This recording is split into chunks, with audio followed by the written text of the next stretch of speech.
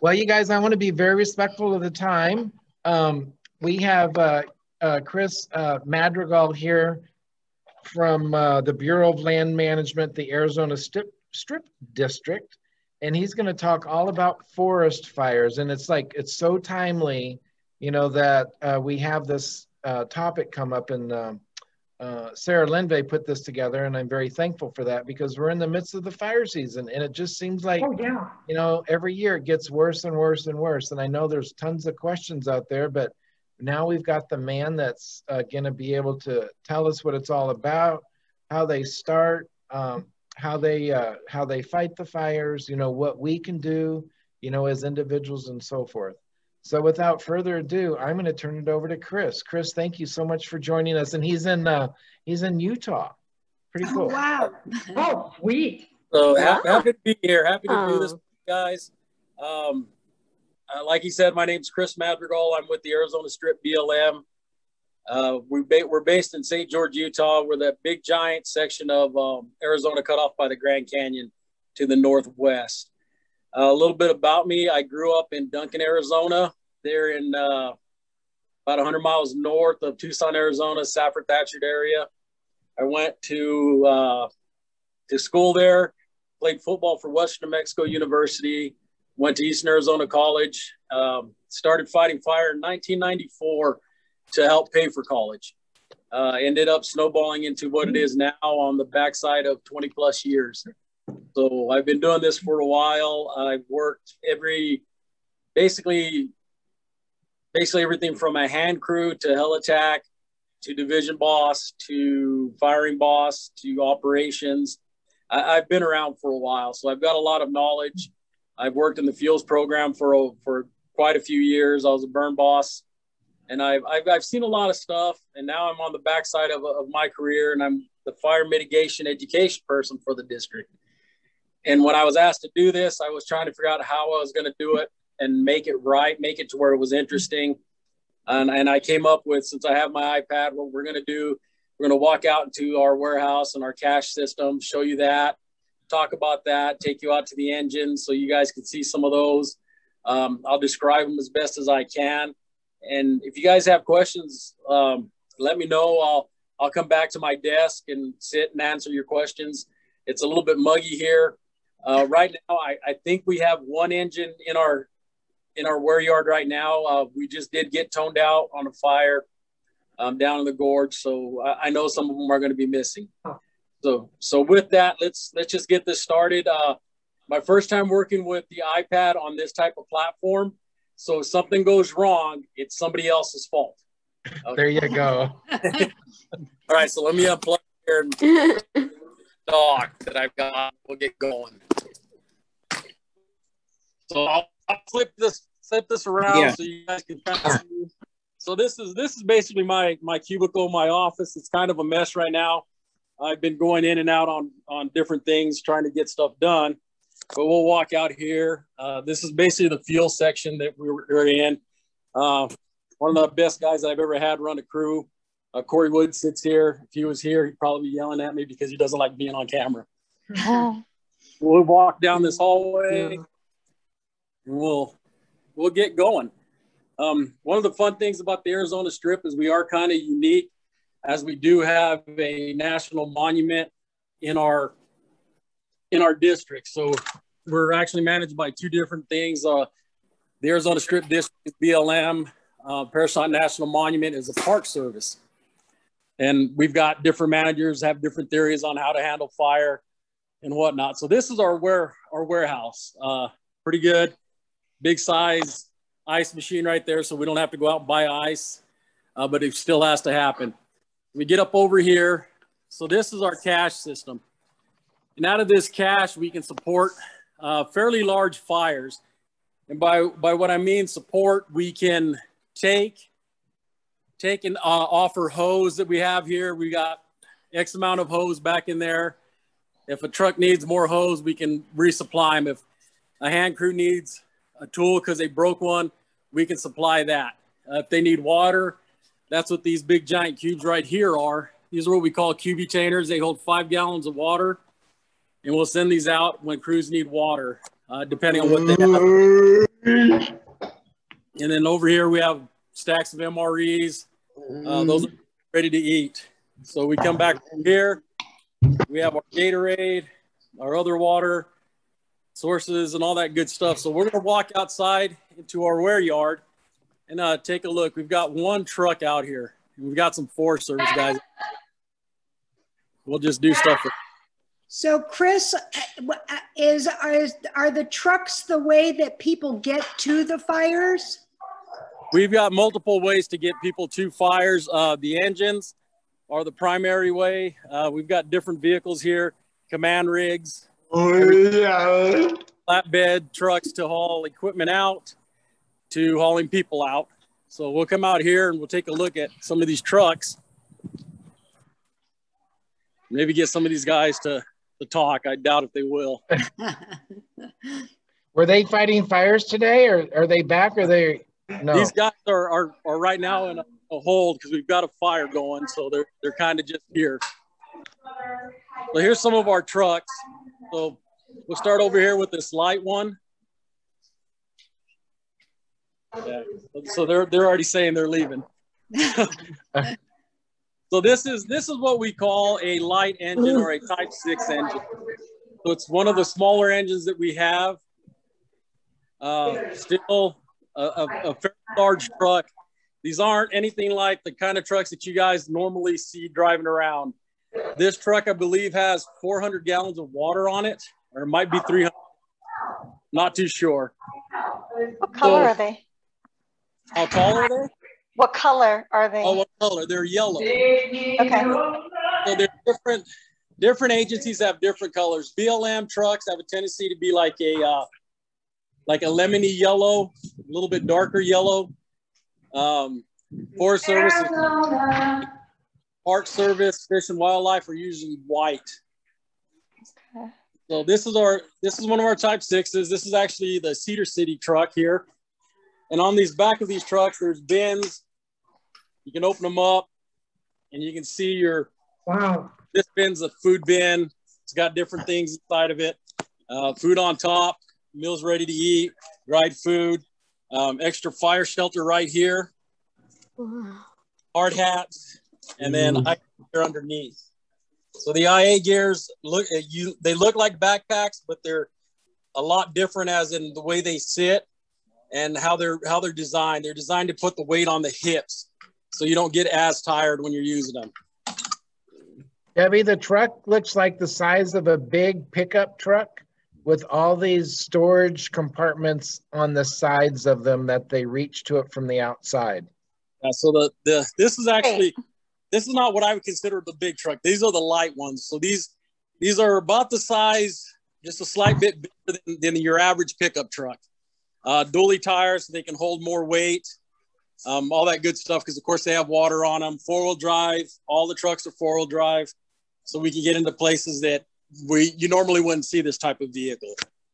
So inside this bin right here is what we call the tool bin. Different tools we have here. Of course, shovel. We've got a combi tool, which is a combination shovel and a pick type apparatus where you can turn it into a shovel or a pick. It's considered a scraping tool. Then, of course, we have the adze hoe. It looks like a normal everyday hoe, just a little bit heavier and shorter. So that's the tool bin. And then there's other bins alongside here. On the back side of these trucks are all the plumbing that we use to get the water out. So there's a little pump back up in there, diesel pump, probably 3-cylinder pump. Just feeds off the truck's tank. Pulls the water up into the system. All these nice little pipes running around in here. Kind of looks like a little spaghetti type thing going on, but they all go to different places, and different outlets do different things. So then you've got all the control panels, got all your pressure gauges on it, your hours, your oil pressure, your temps, your pressure override switches, so you can start it and then turn them on. Once you turn those on, if the truck were to run out of water and you have the pressure override on, it'll actually shut the pump off so you don't burn up the pump head. Then again, another bin on the back side. So they usually have 3 bins on each side. Some of them have different things in them. This one's the saw bin, or just for the fuel anyway. So these little cans here, it's a red two section can. It's for the chainsaws. Holds one side holds fuel, the other side holds the oil. So that's for the chainsaws. So Chris, is that truck meant for one individual or a team of 2 or 3? So depending on the engine crew size, the lights will usually have 3 people on them. So 3 people total. This truck, I think this one actually has 4. So they have 2 people will ride in the engine, and then 2 people will ride in a chase vehicle or utility vehicle, which is just another truck added so they can carry more equipment, carry more people if needed. And that's these vehicles back here. So that's one of the chase rigs. And then we'll look at the bigger one right here. So this is same setup. It's just bigger, holds more water. It's what we call a heavy engine, or a type 4, type 3 engine. And the types are based off of how much water they hold and how much water they can pump at a certain amount of time at a certain pressure. So, and I can't remember everything off the top of my head like I used to be able to, but it's based off of how much it pumps, how much water it pumps per minute, and how big the tank is. So that'll give it either a type 4 or type 3 rating. That looks like about the size of maybe half the size of a regular fire truck. Yes, Oh. Is that right? I was getting ready to say that. So these trucks are designed to take water with them. They're a lot different than the trucks you would see, say, the structure trucks. Those structure trucks have to be attached to a fire hydrant to pump water. These ones do not. They are self-contained with X amount of gallons, and they go out to a wildland fire and they'll pump that and have to come back in and refill. If we have our water tender on site, the water tender can fill them. We do have a water tender in this office, but unfortunately it is off district right now. So we don't have it in pocket. But So if you these can about 800 gallons? Or this one, I think this one holds 700. okay. And I'm not too sure. I used to be able to rattle this stuff off when I was running engines. I could tell you exactly which ones did what, but it's been a while. Yeah, it's okay.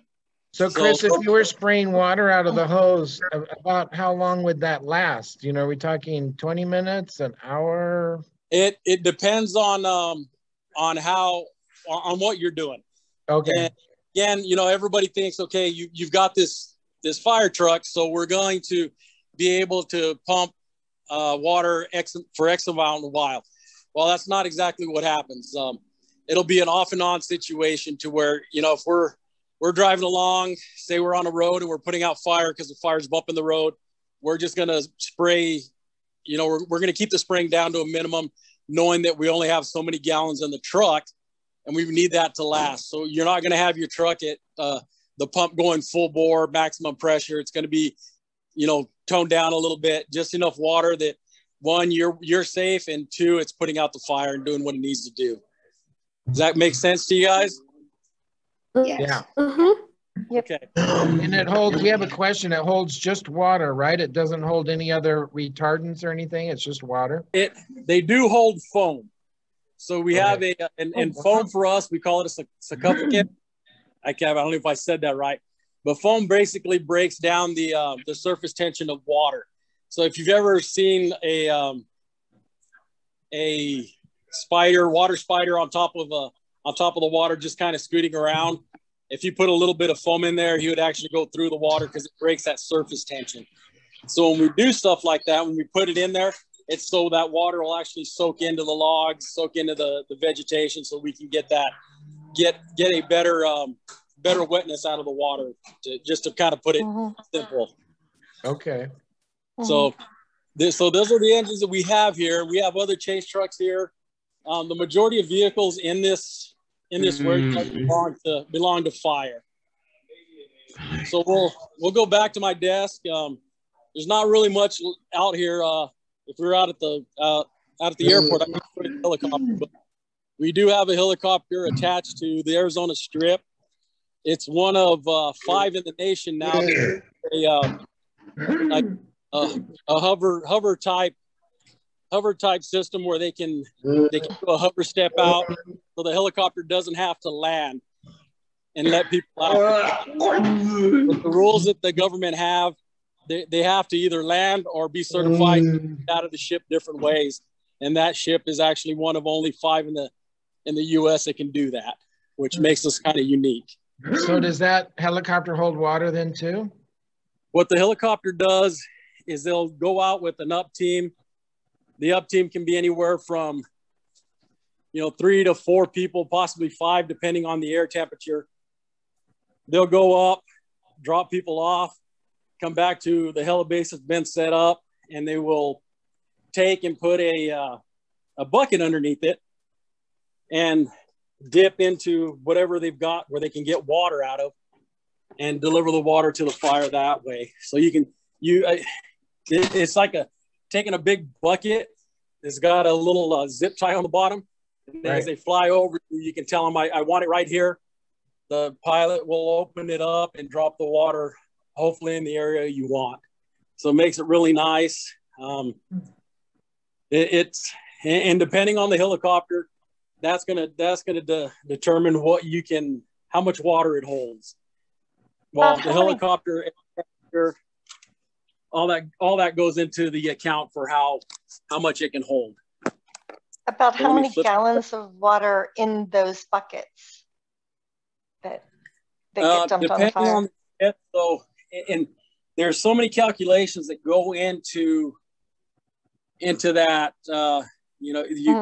The helicopter has to have X amount of fuel, so that will help determine the amount of buckets. And usually the medium ships, you can get anywhere from 60 to 100 gallons of water, just depending on on air temperature, just depending on all the factors: air temperature, wind speed, performance.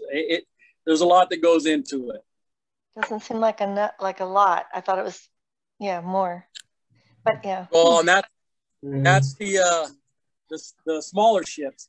Now the big ones like the Sikorsky's, the Chinooks. I mean, those guys are going to take 200 gallons in a shot. So those are the bigger helicopters, and that's where a lot of people don't understand is that there's different size helicopters. There's lights, mediums, and then the heavies. So, and the heavies have really come on in the last about 10 years. They've started using them a lot more. A highly effective piece of equipment, just because you can get a pinpoint drop out of them, where you're taking the VLATs, the very large air tankers, or the LATs, large air tankers, and they can put down a lot of retardant, but they only can put it in a straight line, and they can turn it sometimes, but you're not going to get it where you want it. It's going to get where they want. So there's a big difference there on those types of aircraft. So, Cris, can you sort of take us through who's in command and how your outfit contributes to, say, a large forest fire versus maybe a smaller one? Who's the incident commander? Sort of bring us through the whole thing. So you've got, and we'll just go through. We'll go through the IC system. So you get toned out to a fire, and depending on how big the fire is, say it's just a single tree, so that's going to be a type 5 fire. So you have different types. There's the 5, 4, 3, 2, and type 1. Type 1 being the top IC. The incident commanders, they control everything. So you can go to a single tree, and you say you have a third year, second year guy that's working on his type 5. Well, you'll have a IC trainee, and he'll be the trainee. So he'll be controlling that. Now, as fires get bigger, you go to the type 4s, and that's a little bit larger structure. That's maybe 10 to 15, 20, 30 acres. And you have your IC, you have the people underneath them. So you could have a type 4 fire with an IC controlling, 3 trucks plus a helicopter plus a hand crew. And would all those people be part of the BLM? No, there's a system there where if it's a fire on the BLM, majority of the time it's going to be BLM, unless it gets to the point where we have to call in different agencies to come in and help. You get into the type 4, type 3, it's usually the same people, BLM or Forest Service, depending on who goes to the fire. When you get into the type 3 teams, and it's a team, so they've got your IC trainee, your division bosses, different things that go in there, and they can be from the BLM. What the IC can be from the BLM, is trained from the Forest Service. Hand crew can be from the Fish and Wildlife. So there's different things will come into play as they order up resources. When you order up resources on a fire, you call up and you call your dispatch and say, hey, this is what we're looking at. I'd like to order 2 hand crews. And they're going to get back to you. Do you want a type 1 hand crew? Do you want a type 2, or do you just want a type 2 crew? And those all come with different qualifications. Of course, the type 1s are the hot shot crews, and those are the are highly trained, and that's what you want. When you have a lot of stuff that you can't control. So you want those guys on that line because they're highly trained. They understand what's going on, and they're going to bring you everything you want in that package. Type 2 IA, similar to a hot shot crew, but that's usually going to be comprised of people from different parts of the area. So when we put up the color country crew, that's usually a type 2 IA. We'll have 3 guys from the Arizona Strip, 3 guys from color country BLM here in St. George. We'll have different forests to make a complete crew. And in that crew, you're going to have ICs, at least 2 type 4 ICs, squad bosses, possibly even, depending on who you get, a few division bosses in there. And that's going to be a type 2 IA. The regular type 2 crews are just a hand crew. They're effective, but they're not something that you want to put out in front of a ranger. They're not gonna measure up to a hot shot crew, if that makes sense. But they're still. Does that answer your question? Are there schedules 24 hours like a fire department, or? No, we don't work 24 hours. The government has what's called a 16 to 1.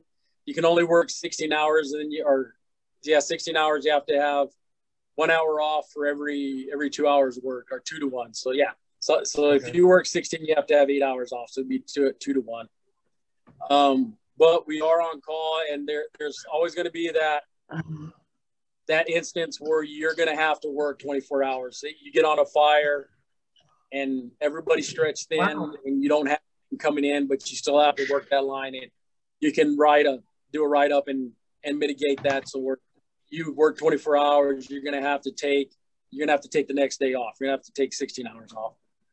When I started in 94, we didn't have that. There was nothing like that. I remember going 36 hours straight. And and we used to have, I think that year we went into the 21 days, or it might've been the next year, but I remember we used to be able to go until we were tired. That's how many days you were out. But then we started having more accidents, and more things started to come to light on why we were having accidents. 94 was a South Canyon incident where they had a lot of firefighters die. And out of that came the 21 days was a max you could go at that time. They started coming back doing 36-hour shifts, 24-hour shifts. They started really looking at what was happening to the people on the ground working these fires. And some of this stuff came out of that. And as we progressed, we're now at 2 to 1s. And we have all these safety measures in place to make sure we're not getting people hurt. We're not having the fatalities that we were seeing at that time. We're still seeing fatalities, but I don't want to say it's few and far between, because honestly, in my opinion, if we kill one person, that's one person too much. Right. And it's really, for me, having started that late and seeing where we are now, I say we're in a better place as far as working with people and making sure people are taken care of physically. And we still have a way to go before we get people taken care of completely. And that's just one of those big things. where when you do something, you tell things are actually working and what needs to be improved. Okay. Chris, I have a few questions. One is, how can we prevent forest fires from happening? So the big one is when it comes to human-caused fires, and that's making sure if you're out in the woods and you have a campfire, you put it out. It's got to be cold to the touch when you touch it. If you can't put your hand down there, then it's still too hot to leave it alone. You've got to come in, mix it with dirt and water, and make sure that when you leave it, you can put your hand in and touch it. The other ones, when you're out driving, making sure your vehicle's in good repair. There's no issues, nothing hanging down that can create a spark. Your tires are good. You don't have a blowout because that's a fire. There's just a lot of stuff that go into fire prevention. It's really interesting to see it. And I'll share a little story with you. I've always got a lot of stories. I've been around for a while. This one was really recent. We got called out to investigate a fire. Went up, started looking around at this. Thought we knew where it started, but we couldn't find anything that had actually started it. Sat there for a little bit longer, did more stuff, started doing the write-up on it. And the guy that was with me says, hey, come over here and look at this. So we went and looked at it again, and there was a balloon that had hit a power line and caused that power line to arc, and that's what caused the fire. And it's just really, really odd situation where we thought we knew where it started, and it actually started somewhere completely other than what we thought. You like just a regular balloon? Mylar balloons? Yep. Those metallic Mylar balloon, yes. You can see it stuck up in the insulator, and it was pretty neat. Some of the other ones, you have vehicles that, they have no intention of starting a fire. Driving along, pops a tire. Next thing you know, he's trying to slow down, get to the stop, start the fire off just from his hitting the concrete pavement. And it's just stuff like that. Some of them are full and some of them, obviously, you're dragging a trailer and your chains are dragging, shorten your chains up. That'll help us out a lot. The majority of man-caused fires usually happen on road. And then your other causes, of course, are lightning. Lightning, you can't really do anything about it. Lightning will hit a tree, and everybody seems to think that one bolt of lightning is going to start a fire. Well, and the truth is that probably 1 out of 10 that hit a tree actually start a fire. And those are the ones out where nobody's at, and you just got to go out there and you find them, you put them out. But that's just one of those things where you've got difference. So the biggest one for us are man-caused fires, and then you'll drop down to natural cause fires, the human start, and then the natural start. Cris, what is the philosophy on putting out a fire like in the forest? Because isn't there a couple different ones, like one to let it burn if it's because of lightning or something? What is that? Yes. So some of the philosophy on that is they have different zones set up. So you'll have a zone where they want fire to occur, and they want it to burn, but the conditions have to be right. So say like at the start of this summer where everything was just dry, there was no way you were going to get any manager to sign off and say, yes, let's let that area burn. Because what's going to happen is that those fuels are so dry that it's going to go through and chew up everything. Ideally, when you're doing fire use, you want that fire to be low intensity, going through, burning down the understory. And maybe depending on how your fire use, your fire for resource benefit system is written, you want it to blow a few holes in the canopy of the tree, of the forest. So blowing a few holes is, taking out a clump of trees completely, is killing them. And that's good on some aspects, but you don't want it to go through and punch a big 100-acre hole in your forest. Right. A couple acres here and there is great, but you just don't want to see that you know, just tear up an entire forest. Mm-hmm. And fortunately, that's what we're seeing a lot of now with the different fires going on, is that they are becoming stand replacement fires. And what a stand replacement fire is usually, I believe, and I might not be completely right, a ponderosa stand usually is replaced every 100 years. So that means every 100 years there's a fire that goes through and just decimates the stand, you know, burns all the old growth down, leaves X amount of trees, but for the most part, the stand is gone. It's a stand replacement fire. What we've done with the full fire suppression that was going on in the past is we've actually shortened up some of those stand replacement fires. So we went from 100 years to 50 years in a stand replacement in some areas. Is it because there's so much growth, like undergrowth, yeah, and that there's so much that the forests are basically unhealthy.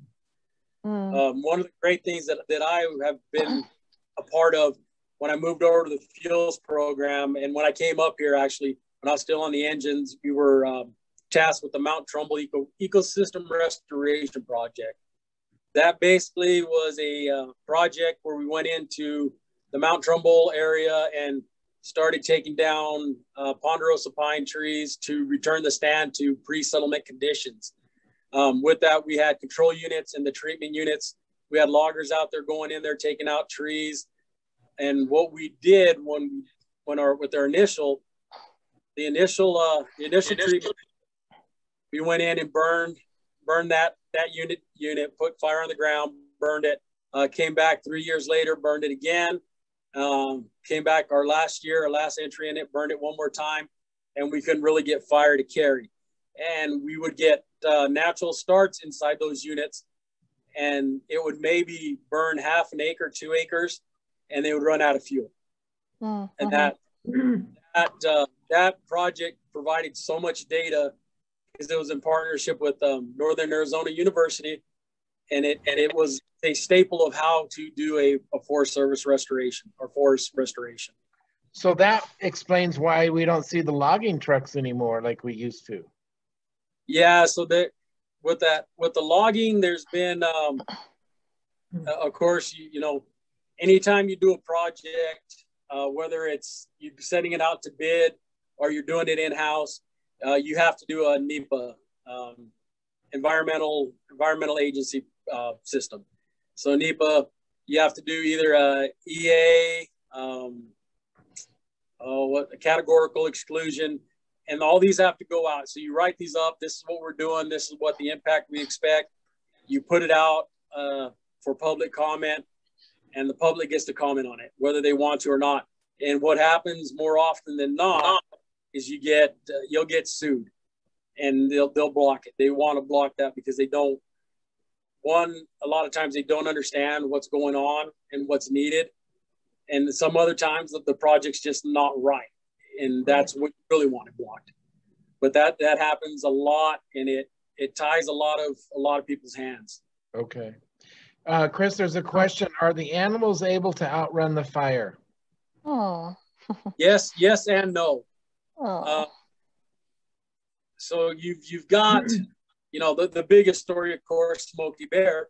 That animal didn't outrun the fire, climbed a tree, got burned, stuff like that.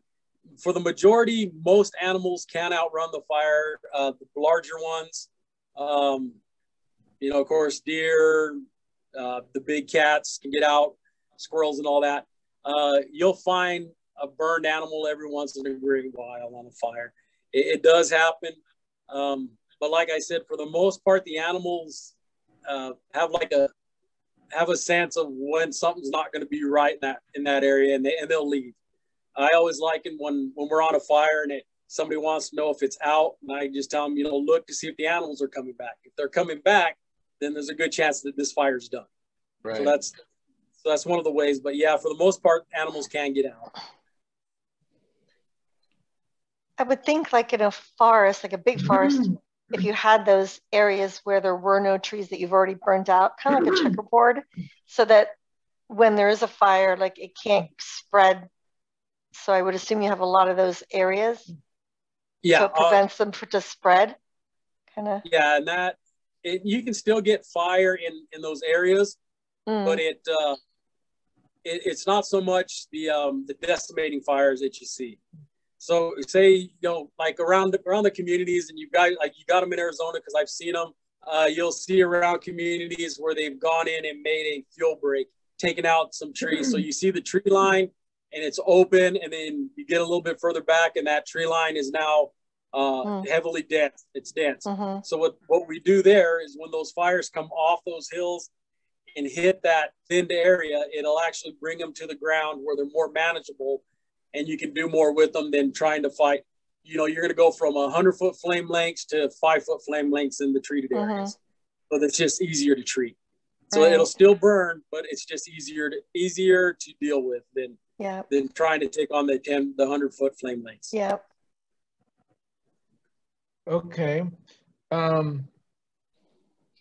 What personal experiences have you had, I guess, in the years that you've been there that, you know, you were talking about, you know, the lives that have been lost, I guess with, I don't know, what has it been 10 years ago since we lost all those gentlemen, you know, in that Prescott fire. The Yarnell.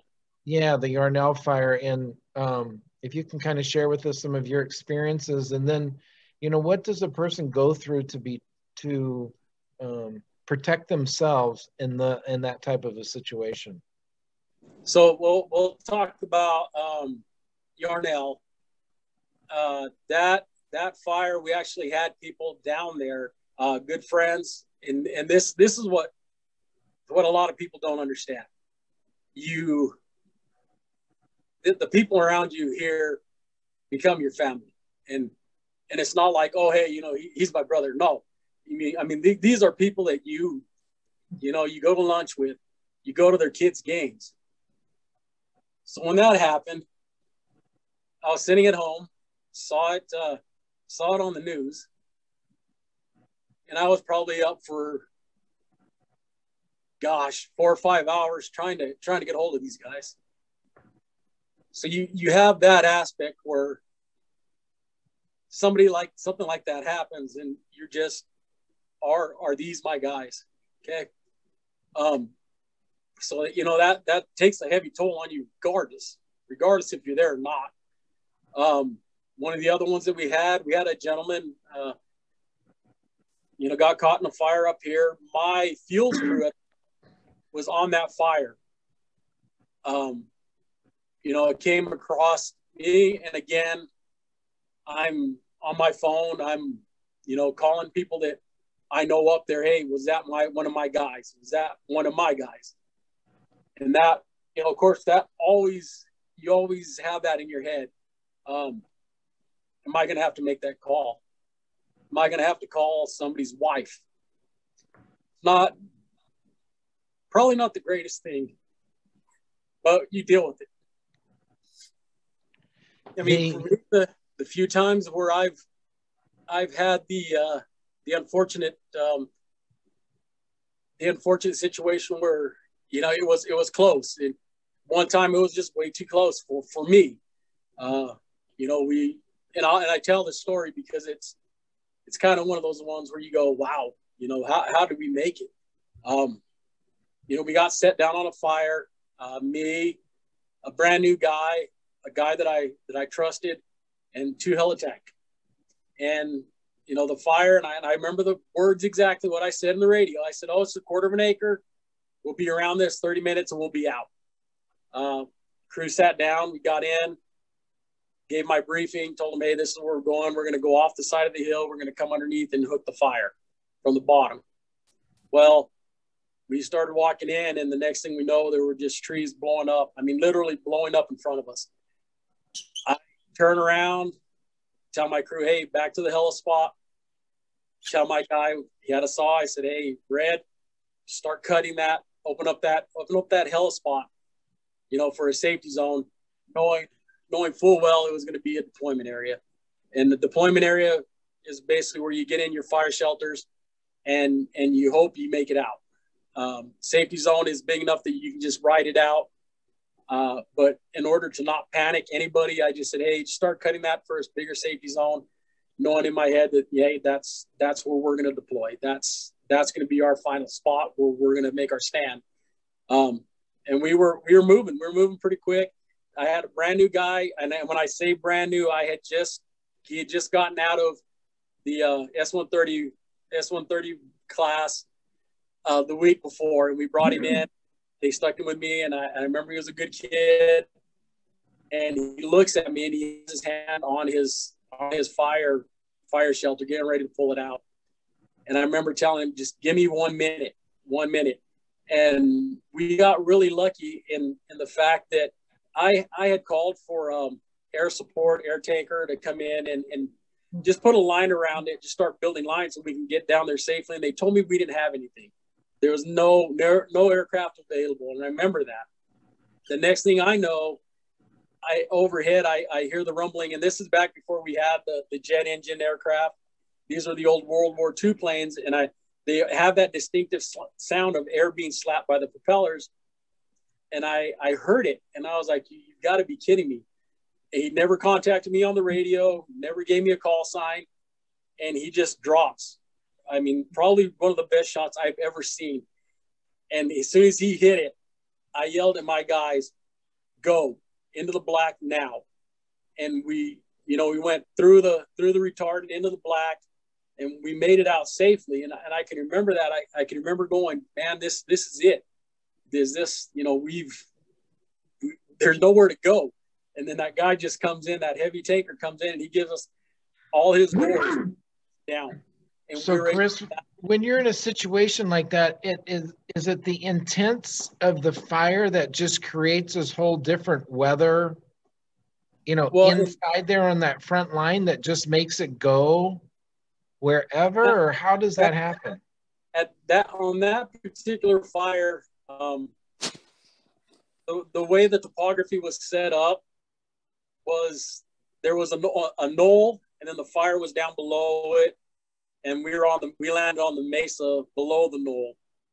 And what happened is that knoll had a huge wind effect on it. So the wind would come around the knoll and then come down through the canyon and then come up the other canyon. So kind of like snaked around.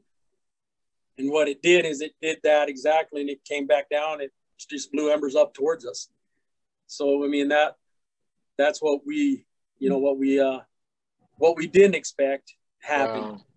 And I remember the good guy here, Jerry Empty, he calls me up on the radio, and he's probably the most monotone person on the radio, even when he's excited. And he actually calmed me down just because of his voice. And he goes, well, I need an update. And I said, Jerry, right now I'm running from the fire. We're in a bad spot. Give me a little bit. Okay, well, tell me when you're safe. Just a little guy. And I was like, you know what, Jerry, you've done a lot more for me than you realize right now. But, that's just one of those things. And, that time I was a good 10 years in. And that mistake, you can't even really call it a mistake. That just happened. We read everything wrong, and it happened. And I remember the hill attack foreman at the time, because he's the one that put us down on the fire. He blamed himself for it. And I had a good long talk with him. And, there was nothing that we could have done other than looking into a crystal ball and knowing what would have happened at that point. Go ahead. Forgive me, because I don't know, but so is it that the fire is so wide so people cannot run? I don't know if there's a line, you can't run away from it or past no, it. You how come we can't run, run it past it? You know what I mean? Yeah. So the interesting thing about fire, and a lot of people don't understand it, because again, they must just go faster than. Yeah, they have just they have an inkling of what goes on.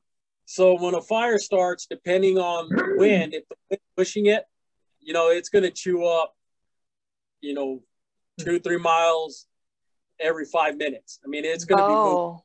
Okay. So with us, we have a set of rules. Number 10 for us is no frontal assault. So we'll never do a frontal assault on the fire. So like I was explaining to you, my plan was to go down the hill, come up from underneath it, and start on the bottom and hook it, and putting line around it. And that's our plan, because a fire doesn't go as fast downhill. It'll burn downhill, but it goes a lot slower. So that's where you want to go hill.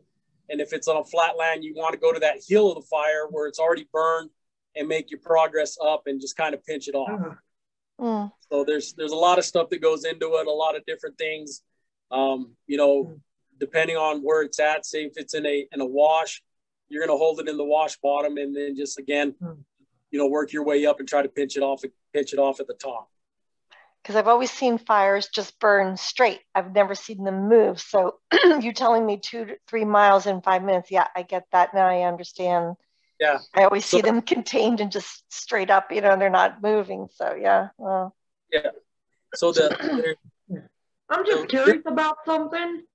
Can these fires create fire tornadoes?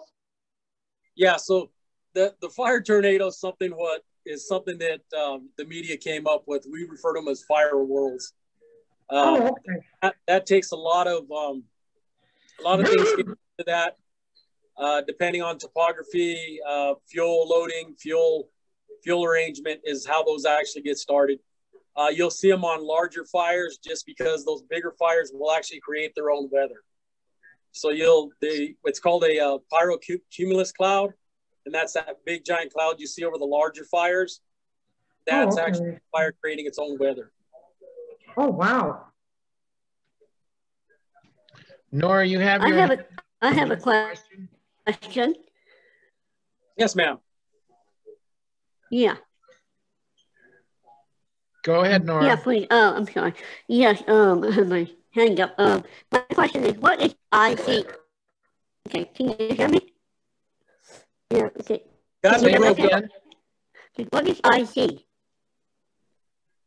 You what? The incident commander. Yeah, IC incident commander. Oh, okay. And something. Oh, okay. Instrument commander. Thank you. Yep. Any other questions, you guys? Cris, did you happen to be on the, oh gosh, I think it was called the Chodesky fire years ago. Yeah, no, I didn't get on that fire. I was running a truck at that time. I did everything I could to get down to that fire, and I was never able to make it down there. Yeah, I worked the command center there at Papago, and I was helping with distribution of supplies. Donations and stuff, and that was amazing. You know, that whole incident or command center there. Yeah, wow. Very interesting, that whole thing. So one of the things that has always stood out to me, we were in the Idaho Panhandle one year, the Bergdorf complex. That would have been 2001, but we were up in there, and they had activated the military, and we were talking to some of the guys there, and their commander, whoever was in charge of them, said, you know, says one of the most impressive things about you firefighters is that you can mobilize pretty much a platoon and get them into an area within 3 days. And it takes us about a week or 2 weeks to get everything put together just to get them to move. These guys, what you guys do in 3 days takes us a week to 2 weeks. So, amazing. You know, it's pretty interesting the way our system plays out. I mean, we've got the ability to get resources just about anywhere in the United States within just a few days. So, I mean, it's pretty neat. Can I ask the question then, do you see global warming then having an impact, you know, with all these fires, or what is your take on that? You know, I think there's some impact of it. You know, just for the fact that, you know, one I haven't been alive 100 years. So I take for what I take what I see, and what I've seen from when I started fighting fire to now is the random weather patterns, the just the randomness of stuff happening. I used to be able to tell you, you know, if there was a hurricane in the Gulf or a tropical storm in the Gulf of Mexico, I could tell you within 3 or 4 days that moisture would reach southern Utah and what it was going to do. I can't do that anymore. I can see a storm in the Gulf and I don't know what it's going to do. But I mean, that I can't predict the weather like I used to because of the amount of changes that's happening. So I think there's some effect from global warming on it. Sorry. Very interesting. For sure. Yeah, very interesting. For sure. Well, Cris, we really commend you for, you know, putting your life and just your whole team's life on the line, you know, fighting fires and, you know, keeping us safe and keeping communities safe. It's a huge endeavor, and Yep, you know, appreciate it. So you're more than welcome. I mean, it's something I chose to do. It's just what you do. I mean, some people do different things. This is what we chose to do, and this is, you know, how we chose to live our lives. And basically, you know, what doesn't really define us, but what makes us wake up in the morning. Yeah. Well, I can only imagine the adrenaline, you know, being on that front line. Yeah. And all the stuff that's, you know, that you're having to think about and to manage, you know, simultaneously. So. Well, and breathing in the smoke at the same time. Yeah. You know, because I'm sure it is very smoky. Of course. Do you guys carry large first aid kits in case somebody gets hurt? We have a lot of different first aid kits. Oh wow. One of the things that I carry what's called an IFAC. It's basically a small trauma kit that has a tourniquet in it, stuff for severe wounds. That's just because majority of the time I'm by myself, and if I happen to roll up on somebody, I just have to be able to stabilize them and get them either. Oh, okay. Okay. Are you all medics as well? No. Or have medical training? You have EMTs on them. For the most part, I make sure that the guys that are around me, that I deal with, that I have any kind of control over, are wilderness first aid certified. Just because those are the injuries we're going to see. Yeah.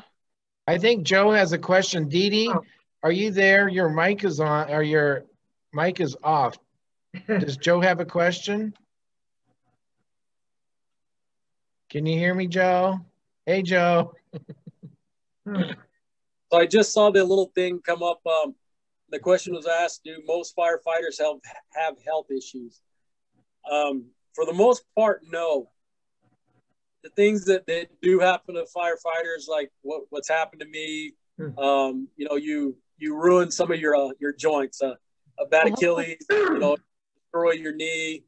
I've got a bad shoulder from running chainsaw, from carrying it, just different stuff like that. But for the most part, we don't see, or we haven't seen anything like cancer linked to firefighting. That's good to know. I have one more question. And I have heard Jerry mention to us one time, and somebody did, about controlled fire. Are you asking about fire? Yeah. If you're asking about prescribed fire, I'm not too sure what the context is, but with prescribed fire, we do prescribed fire. A lot of times those are set up. It takes a couple of years to get them set up, to get the lines put into the units that we want to burn, and then we'll go in and burn them either with drip torches, by hand ignition. If the units are large enough, we'll take it and have the helicopters do what we call ping pong ball it, and it's basically a little ball filled with napalm that they shoot out of the helicopter, and it hits the ground and starts little fires that way. But that's some of our prescribed fires. You know, the big we've burned there for a while. The Arizona Strip held the most acres burned, most acres treated by prescribed fire in the United States. So I mean, we've burned a lot of stuff. So I think you bring something up. I think it was a couple years ago that California was accused of not keeping their forest clean. Is that what they're talking about? Is not doing the prescribed burnings? Oh, So wow. there's different ways you can treat your forest. You can go in and thin it mechanically. By mechanically, that's either having loggers go in and take the trees, having contractors go in and remove trees. Here we've started a big shift towards mastication, and that's basically a almost like a big grinder wheel on a track system, and it goes in and just chews up the tree down to the stump, and it leaves pretty much just shredded wood everywhere.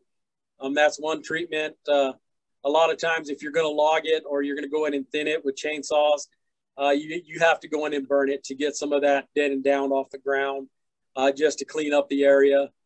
And you know, and of course, anytime you put fire on the ground, that's an inherent risk of something going wrong. And a lot of times people see that as a bad thing because, yes, sometimes they do escape, you know, or you burn it too hot, you kill too many trees. There's just a lot of stuff that goes into that type of treatment. And it's not for people that don't know what they're doing. Yeah. If you're going to burn something, you want somebody that knows what they're doing, they've been there for a bit and done it. Well, I have to, since we're talking about fires, we only have a couple minutes left. I'll tell about my little thing. When I think I was probably about 5 years old, and this is in North Sunny Slope by North Mountain Park. For those of you guys that know that, there was no houses there at the time. Well, I took my neighbor, Mary Hepler, and I went into the desert, and I had this brainstorm of an idea to toast the fig Newtons. And unfortunately got the desert on fire. Oh my God. Oh no. I know. And then I was so afraid, and the fire department comes, and I'm crying all the way home. And oh my gosh. so that was my little bout with fire right in the beginning. So Cris, we so appreciate you taking the time to share about forest fires with us. And again, be safe, and thank you for all you do. Thank you very much, and stay safe. You guys are welcome. I was more than happy with the presentation. I'm grateful that I had the chance to do it. Okay, I will. So Cris, we'll upload this to our YouTube channel, so then you can share it with your friends back there and show them, what it's all about. So that'll be kind of cool. All right, thanks. Thank you, Cris. Stay safe.